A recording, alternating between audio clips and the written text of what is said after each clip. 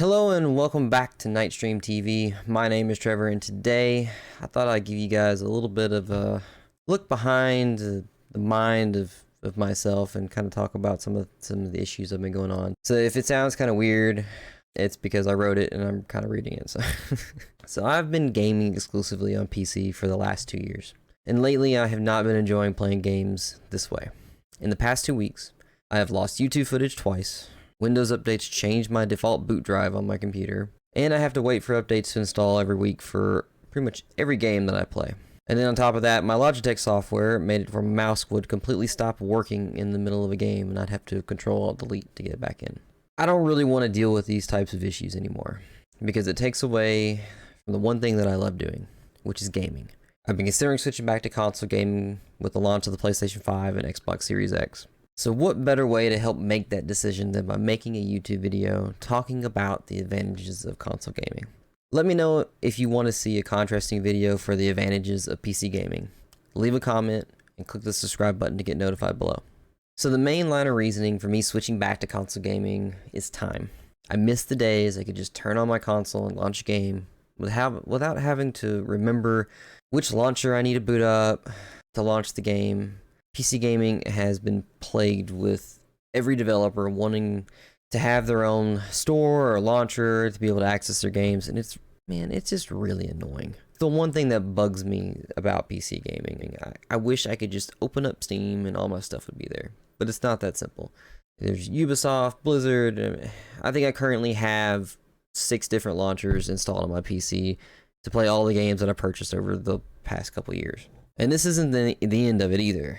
After opening the launcher, you then have to go and update the games. I know someone out there is probably going to suggest that I leave my computer on and have all 6 launchers open so they can update the games as needed, since they do have features to be able to auto-update.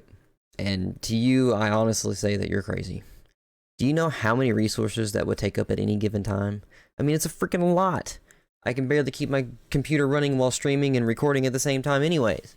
And with consoles, they have the ability to download updates while they're in a sleep mode, and as they come up and are available to download. It makes it super simple, super easy, and it's just there. I've been playing Spider-Man on my PS4 this week, and it's been such an easy experience. I turn on my PlayStation, boot up the game, and I play. I don't have to worry about updates, I don't have to worry about launchers, I don't have to worry about any of that.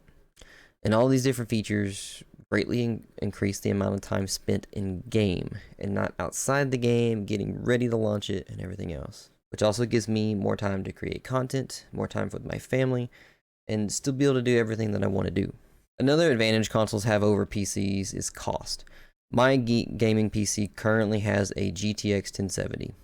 The most logical upgrade for me will be an RTX 2070 Super, given its cost and level of performance that I would need to be able to continue what I do. As of the time of this recording, I could purchase an RTX 2070 Super for $500 US by itself. That is really close to the expected cost of the PlayStation 5 and Xbox Series X. This doesn't include any other part I may need to update, like my CPU, which is now 3 generations behind. This also goes into the fact that consoles have a longer life cycle before they're being updated. With CPUs, it seems like every year you get a new CPU coming out. GPUs, it's been 1 to 2 years pretty consistently. With now that NVIDIA has pretty much dominated that market, it's getting longer, which is a good thing in some cases, but the bad part is NVIDIA is making it even more expensive to buy the cards. So for example, the PlayStation 4 was released in November of 2013. Its life cycle lasts for a total of 7 years. You're lucky to get 4 years out of your PC hardware at the same cost. This also means that PC components will definitely surpass their performance of consoles in the short term, since it will be updated more frequently. So that's something to keep in mind as you go through. And we can't talk about consoles without at least mentioning console exclusives. Consoles have more exclusives, and in my opinion, with few exceptions, are generally better than most PC exclusives. And don't hate me for saying that, but PC doesn't have much to offer other than competitive esport titles like League of Legends and Valorant and CSGO, which are all great games. Don't get me wrong, I play a lot of those games and I enjoy them, but there is more to gaming than just esports titles. And that makes sense. Consoles depend on exclusives to drive consumers to their platform, which also helps increase the competition in the market. which is a good thing. We want an increased competition in the market. It doesn't matter if you game on PC, it doesn't matter if you game on the Nintendo Switch. Competition makes better games, it makes better consoles, it makes better PC parts, it makes better everything. If Sony or Microsoft didn't have exclusives, what would stop everyone from switching to PC for higher frame rates and better peripherals?